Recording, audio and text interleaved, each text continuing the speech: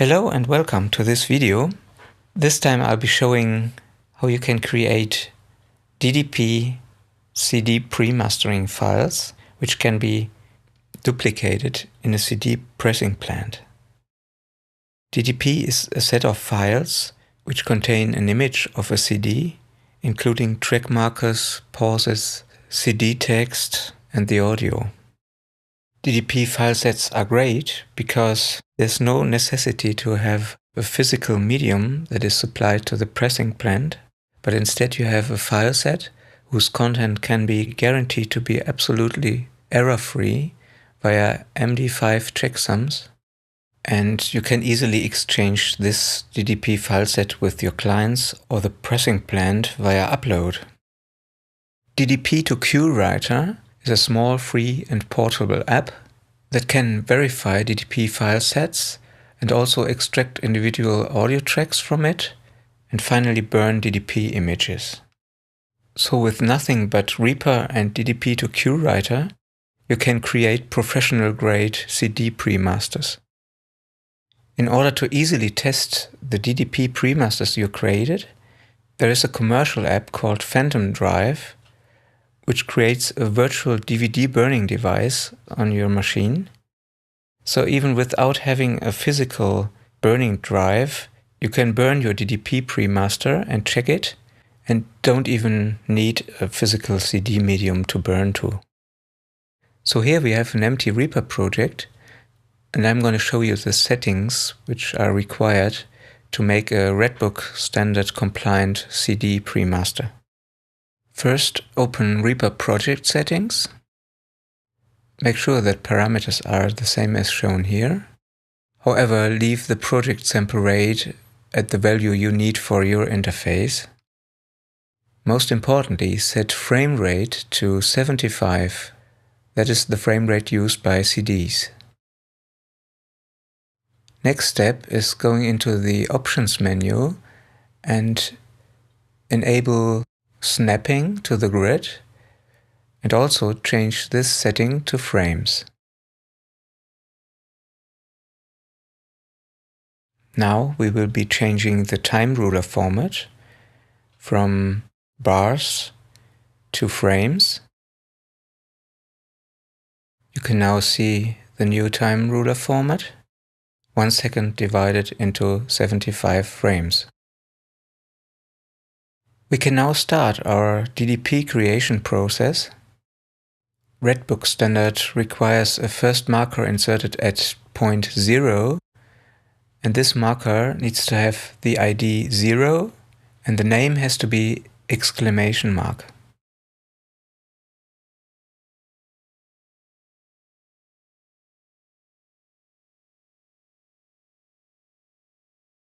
Now we have to create the first track marker, number 1, which has to be located exactly at 2 seconds. Here we have 1 second and 74 frames, but the marker has to be exactly at 2 seconds. Redbook standard doesn't allow audio to be put prior to marker 1 and prior to 2 seconds. So be sure to leave that gap. Now we have to create a marker for track 1. However, make sure that the previous marker we already created at 0 is not renumbered. I've assigned an action to create a marker to my M key. This first track marker needs to have the ID 1 and the name has to be the sharp sign. Later on we will see that we can put a name for CD text behind this sharp sign. I'm now creating a track and setting its input to none. I now import the first of my 4 master files. Be sure to have snapping enabled so that the audio file can only snap to the frame grid of the CD. Let's get rid of the excess silence at the beginning of the file and add a little fade in. to ensure that there's no clicking.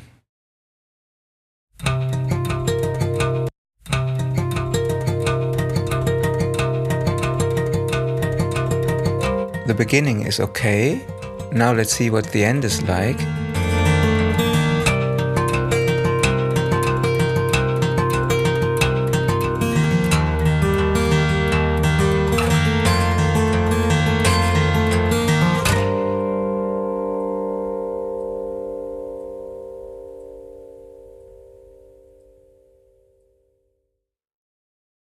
The mastered file already has a very smooth fade out.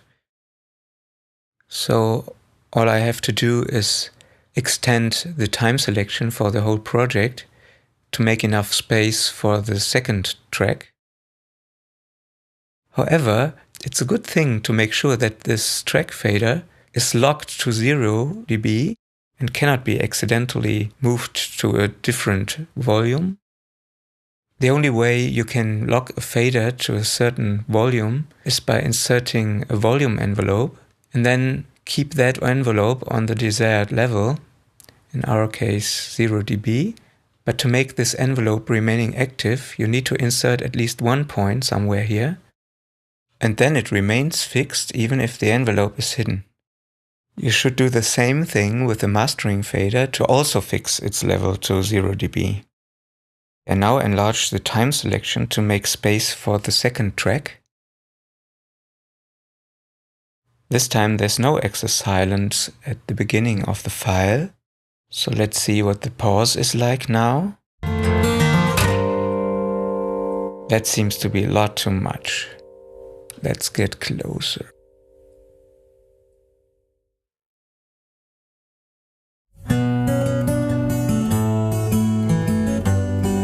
I'd prefer it to start a little later.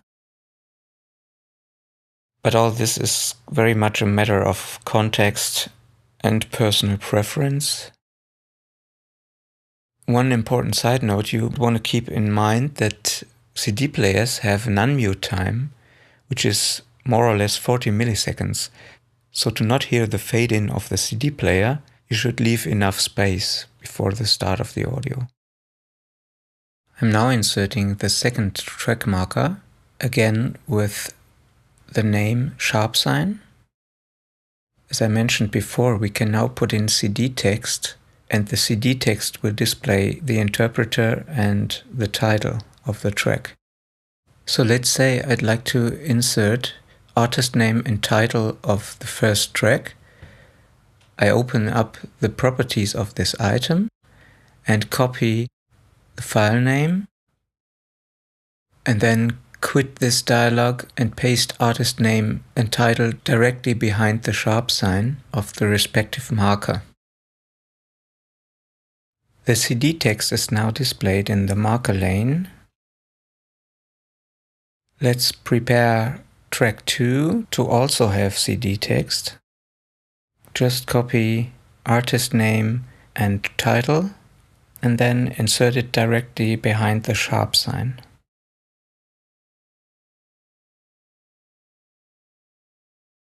Okay, now we are getting a little bit of a routine already. Let's insert the file of the next CD track. Then slide it to the desired position. Optimize the transition of the two titles.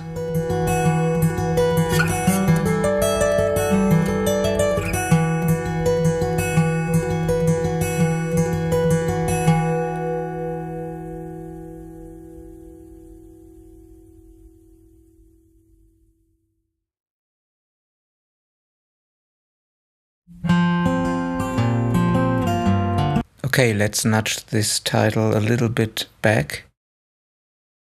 Then add a smooth fade to be sure that there will be no clicking. Then we can add the CD track marker, verify its ID number, and then add the sharp sign plus the artist name and the track's title.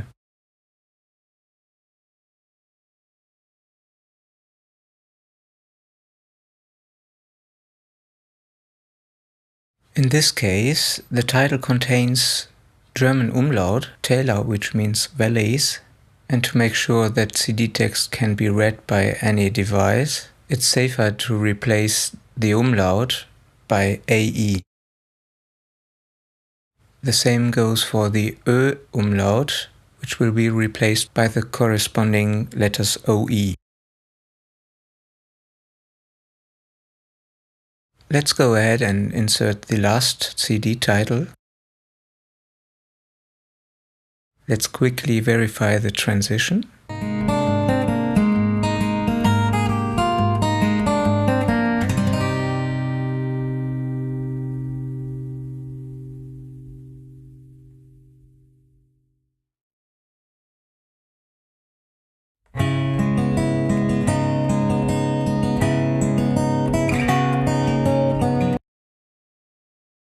Be sure to never cut off initial parts of the song with the fade in.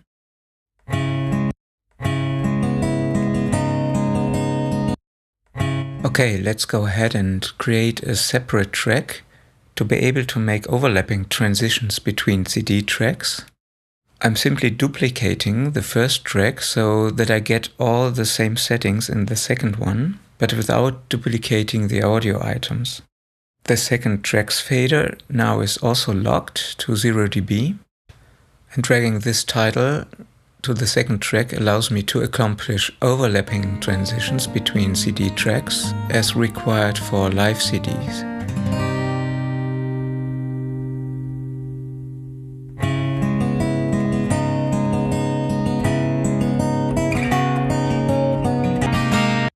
This transition is very radio-like, maybe a little too close for a non-live CD, so let's nudge this track a little back too.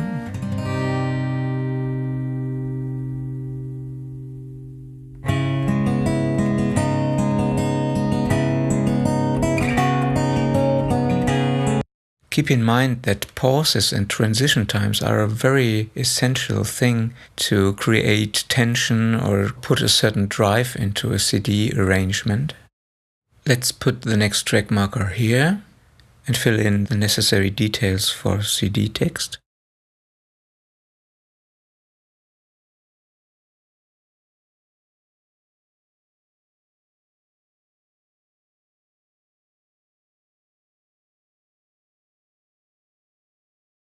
There's an umlaut again in the title, so I replaced it by OE.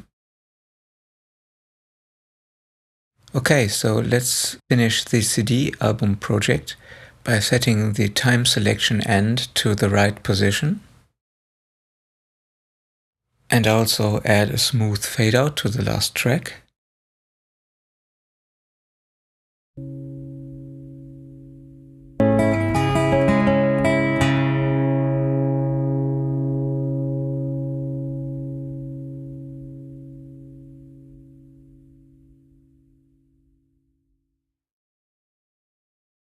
Okay, I always leave a little bit of digital silence behind the last track, just a few CD frames. This location is also used to position a global CD text marker. Opening the render dialog, we can examine the DDP render options. And there's also a little help file to get further information about how to set up a DDP and use different Reaper markers for this task. It's very informative to read through this little guide and see what different markers are supposed to do. For instance, this example shows how to put up a global CD text marker, including album name, album artist, year of release, etc. Place this marker right at the end of the CD project, but make sure that it's still inside the time selection. I pasted the marker template from the help file, and I now modify it as required by my project.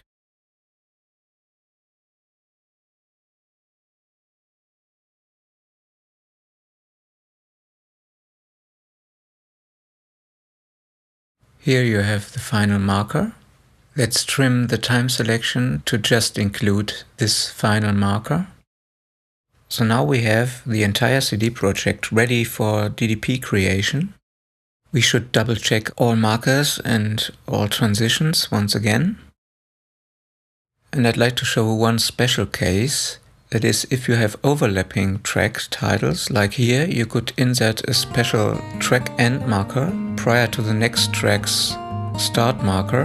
And this end marker will make a CD player skip a portion of the end of this previous file and make it jump directly to the start marker of the following track. These intermediate end markers will only take effect if a CD player has a programmed playlist and not during normal playback. These end markers are simply markers having the ID 0 and the name exclamation mark, just like the one which is at the very beginning of the whole project. Please ensure that every time you create a new track marker or any other marker, that you don't mess up the whole sequence of markers that you already have. Okay, so back to this example here. I now inserted the intermediate end marker of track 3. In this case, we might have a live CD where we want to skip the applause if the CD player has programmed a playlist. And when testing this DDP afterwards, we will see that the CD player will be counting backwards during this portion of track 3. Reaper is not capable of previewing this type of effect automatically. I will therefore try to make the cursor skip manually from the end marker of track 3 to the next track marker.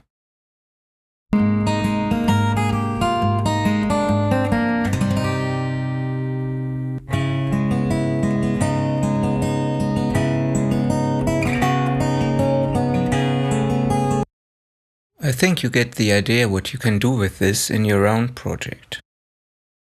So now let's finally render the whole project to a DDP file set. I'm bringing up the render dialog. I change the render output format to DDP.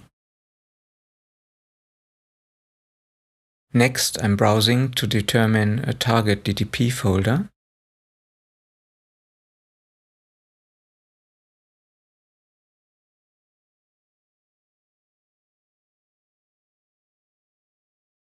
I'm then choosing a name for the rendered DDP file set. It's recommended that you don't use any special characters in the DDP file name, but instead only Latin characters and numbers. I also recommend to not choose a file name that is longer than 12 characters. Final step is to click on Render One File to create the DDP. Media files used in the project will automatically be converted to 16-bit and 44.1 kHz, which is CD standard.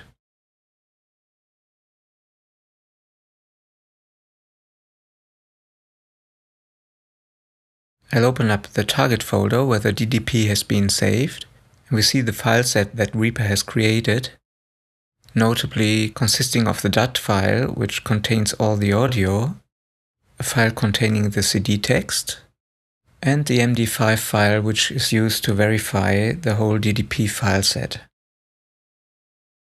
I'm now launching DDPToCueWriter, which is capable of verifying and burning DDP file sets very easily. We will first verify that the DDP file set has been created without errors. Verification process has been successful. Everything is okay. In case it's not okay, you need to erase the entire DDP file set Reaper has created and render it again. For now, I've selected my normal DVD burning device, but to test burn the DDP file set, I'll be using a virtual DVD burning device and no physical CD. Besides verifying and burning DDP file sets, this free app can also extract individual WAV files from DDP file sets or from Q files. Furthermore, it can also burn Q files. As I stated before, I will not burn a physical CD now, just to test the DDP file set. Instead, I burn all this to a virtual CD created with the app PhantomDrive, which costs about 15 euros. First thing to do is to create a virtual blank CD and insert it into the virtual burning device. You may use the program to burn other types of media as well. I've selected a 700 megabyte CDR and click OK to create the virtual medium. I'm now launching DDPToCueWriter, and I can now select the virtual burning device. As we have already verified the integrity of the DDP, I can directly burn it to the virtual CD by clicking Write DDP. We have to choose the DDP source folder, and the virtual burning process starts. We get an impressive burning speed of 350 times normal speed, and our virtual test CD is now ready to be checked. PhantomDrive has ejected the burned virtual medium from the virtual drive right after the completion of the burning process. So I double-click the entry of the virtual CD to reinsert it into the virtual drive. And there we have it, 4 CD tracks on our virtual CD. I double-click them all one after the other to have a quick listen.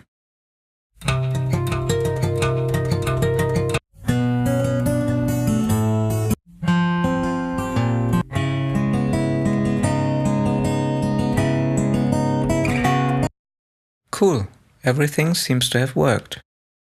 I now launch ExactAudioCopy, where we can verify the transitions between the CD tracks.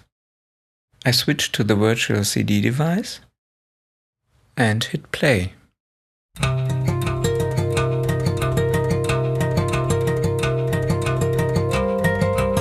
The little markers show where the tracks begin. Let's listen to the transition of the first 2 tracks while watching the time indicator.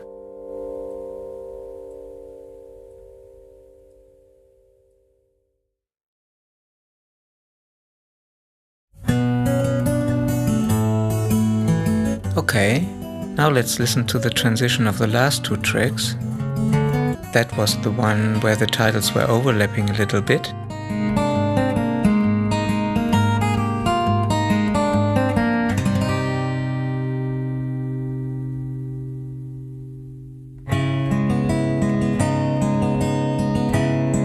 Great! We also see that CD text is displayed correctly. And let's finally listen to the last transition we didn't check.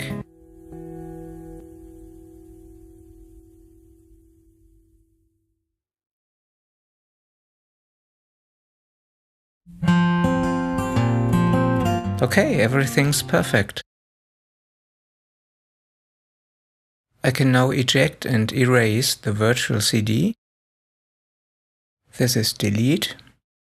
I select it and CD image deleted. What I would do now is to zip the folder which has the DDP inside it and upload this to a cloud folder, and also upload DDPToCueWriter, and then share the link of the cloud folder with my client so that he could download the whole DDP as well as DDPToCueWriter. He would then be able to verify the DDP file set and also burn his own CD premaster, instead of having to wait for me sending him one via conventional mail. And if everything is okay, he can easily forward the link to the CD pressing plant. Okay guys, that's it for now. I hope you found that interesting. See you next time.